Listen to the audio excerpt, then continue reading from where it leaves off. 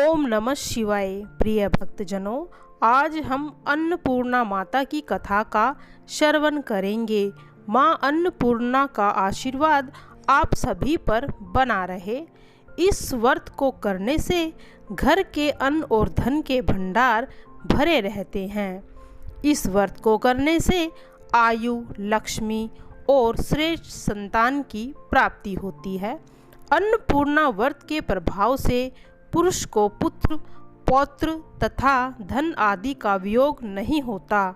जो इस उत्तम व्रत को करते हैं उनकी श्री लक्ष्मी सदैव बनी रहती है। उनके लक्ष्मी का कभी विनाश नहीं होता।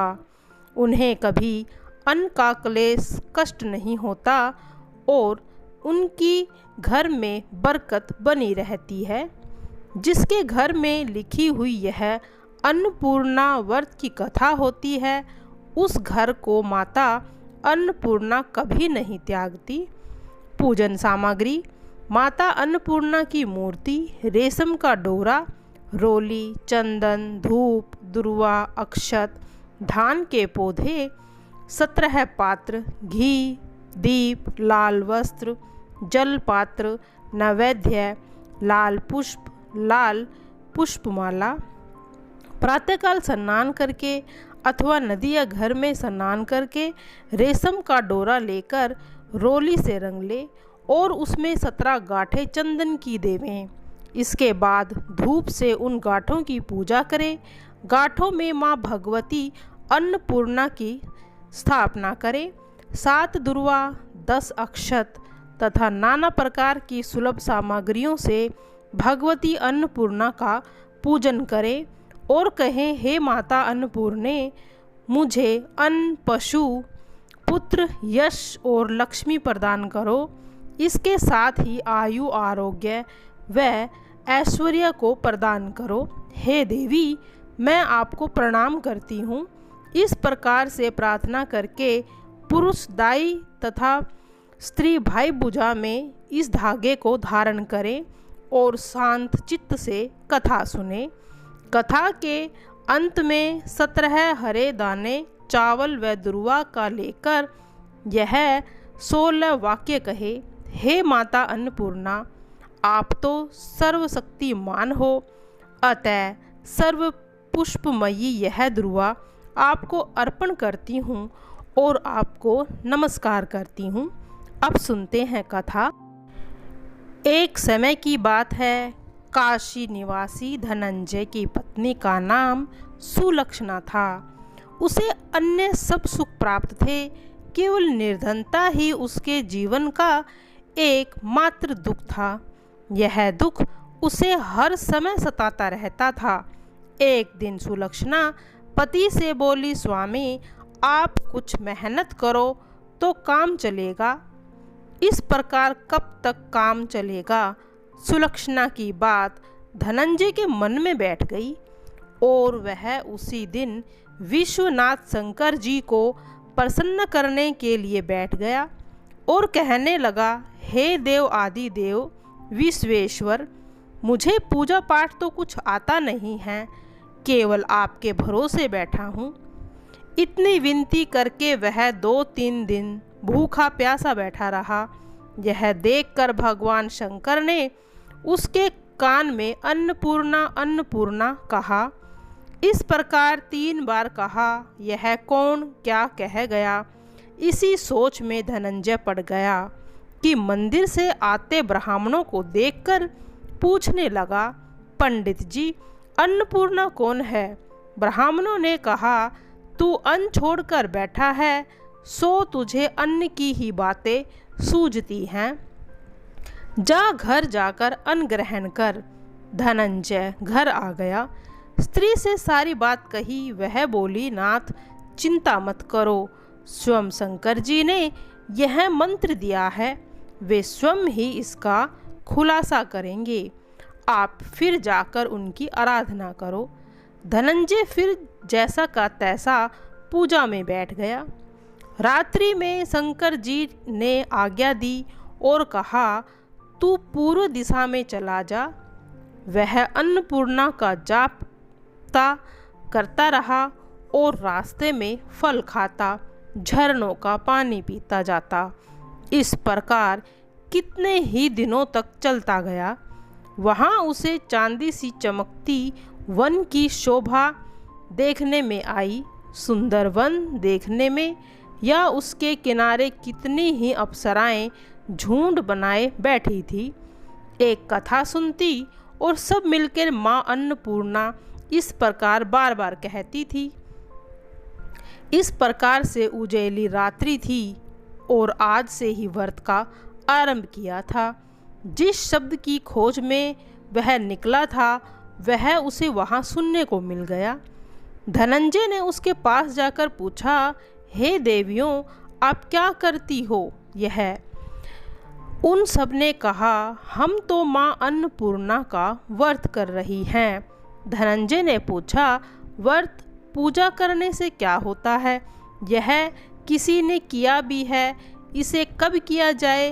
कैसा व्रत है और इसकी विधि क्या है? मुझे भी विस्तार से बतलाओ।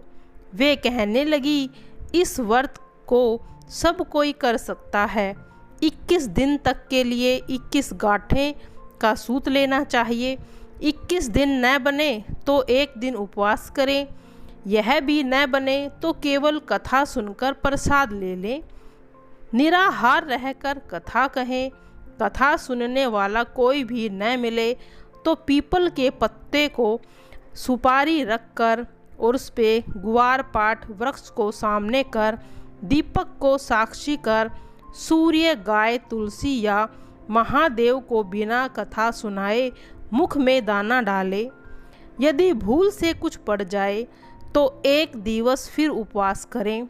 व्रत के दिन क्रोध न करें, झूठ न बोले। धनंजय बोला, इस व्रत को करने से क्या होगा? वे कहने लगी, इसके करने से अंधों को नेत्र मिले, लूलों को हाथ मिले, निर्धन के घर में धन आए, बांझी को संतान मिले, मूर्ख को विद्या आए। जो इस कामना से व्रत करे माँ उसकी इच्छा पूरी करती है। वह कहने लगा, बहन, मेरे पास भी धन नहीं है, विद्या नहीं है, कुछ भी तो नहीं है। मैं तो दुखिया ब्राह्मण हूँ। मुझे इस व्रत का सूत दोगी? हाँ भाई, तेरा कल्याण हो, हम तुम्हें अवश्य ही देंगी। ले इस व्रत का मंगल सूत ले ले। धनंजय ने व्रत किया। व्रत पूरा हुआ। तभी सरोवर में से 21 खंड की सुवर्णा सीढ़ी हीरा मोती जड़ी हुई प्रकट हुई। धनंजय जय माँ अन्नपूर्णा कहता जाता था। इस प्रकार कितनी ही सीढ़ियाँ उतर गया तो क्या देखता है कि करोड़ों सूर्य से प्रकाशमान अन्नपूर्णा का मंदिर है। उसके सामने सुवर्ण सिंहासन पर माँ अन्नपूर्णा विराजमान है। सामने भिक्षा हेतु शंकर भगवान खड़े हैं। देवंगनाएं चंवर डुलाती हैं। कितनी ही हथियार बांधे पहरा देती हैं। धनंजय दौड़कर जगदम्बा के चरणों में गिर गया। देवी उसके मन का कलेश जान गई। धनंजय कहने लगा, माता, आप तो अंतर्यामी हो, आपकी अपनी दशा क्या बताऊं? माता बोली, मेरा व्रत किया है, जा, संसार तेरा सत्कार करेगा। माता ने धनंजय की जिह्वा पर बीज मंत्र रख दिया। अब तो उसके रोम रोम में विद्या प्रकट हो गई। इतने में क्या देखता है कि वह काशी विश्वनाथ के मंदिर में खड़ा है। माँ का वरदान ले धनंजय घर आया। सुलक्षणा से सब बातें कहीं। माता जी की कृपा से उसके घर में संपत्ति उमड़ने लगी। छोटा सा घर बड़ा गिना जाने लगा। जैसे शहद के छत्ते में मक्खियाँ जमा हो जाती हैं, उसी प्रकार अनेक सगे संबंधियों आकर उसकी बड़ाई करने लगे। कहने लगे, इतना धन और इतना बड़ा घर, सुंदर संतान नहीं तो इस कमाई का कौन भोग करेगा? सुलक्षणा के कोई संतान नहीं थी, इसीलिए तुम दूसरा विवाह कर लो। अनिच्छित होते हुए धनंजय को दूसरा विवाह करना पड़ा और सती सुलक्षणा को सौत का दुख उठाना पड़ा। इस प्रकार दिन बीतते गए। फिर अगहन मास आया। नए बंधन से बंधे पति से सुलक्षणा ने कहलाया कि हम व्रत के प्रभाव से सुखी हुए थे, इस व्रत को छोड़ना नहीं चाहिए। यह माता जी का प्रताप है जो हम इतने संपन्न और सुखी हैं। सुलक्षणा की बात सुन धनंजय ने उसके कहने से फिर से व्रत में बैठ गया। नई बहू को इस व्रत की खबर नहीं थी। वह धनंजय के आने की राह देख रही थी। दिन बीतते गए। व्रत पूर्ण होने में 3 दिवस बाकी रह गए थे। नई बहू को खबर पड़ी। उसके मन में ईर्ष्या की ज्वाला धधकने लगी थी। सुलक्षणा ने घर पहुंची और वो वहां से भगदड़ मच गई। वह धनंजय को अपने साथ ले आई। नए घर में धनंजय की थोड़ी देर के लिए निंद्रा आ गई। उसी समय नई बहू ने उसका व्रत का सूत तोड़कर आग में फेंक दिया। अब तो माता का कोप जाग गया।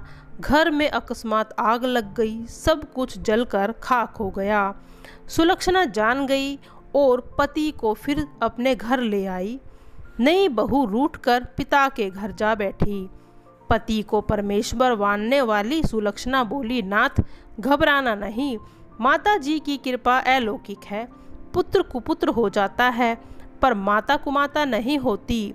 आप श्रद्धा भक्ति से आराधना करो, वे जरूर हमारा कल्याण करेगी।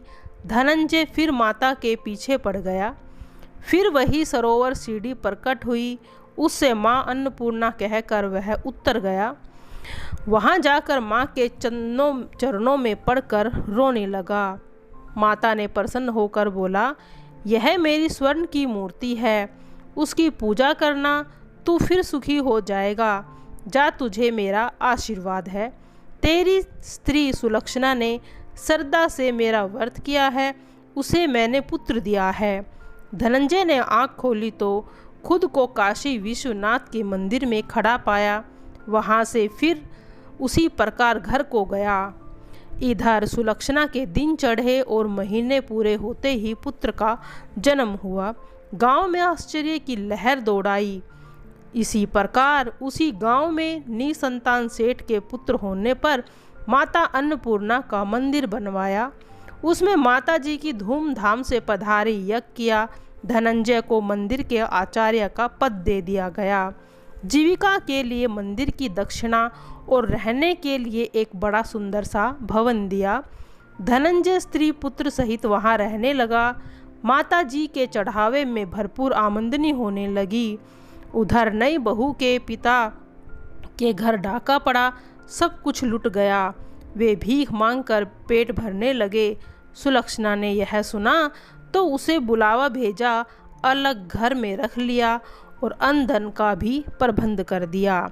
धनंजय, सुलक्षणा और उसका पति पुत्र माता जी की कृपा से आनंद से रहने लगे। माता जी जैसे इनके भंडार भरे वैसे ही सभी के भरना। जय माँ अन्नपूर्णा, तेरी सदा ही जय हो।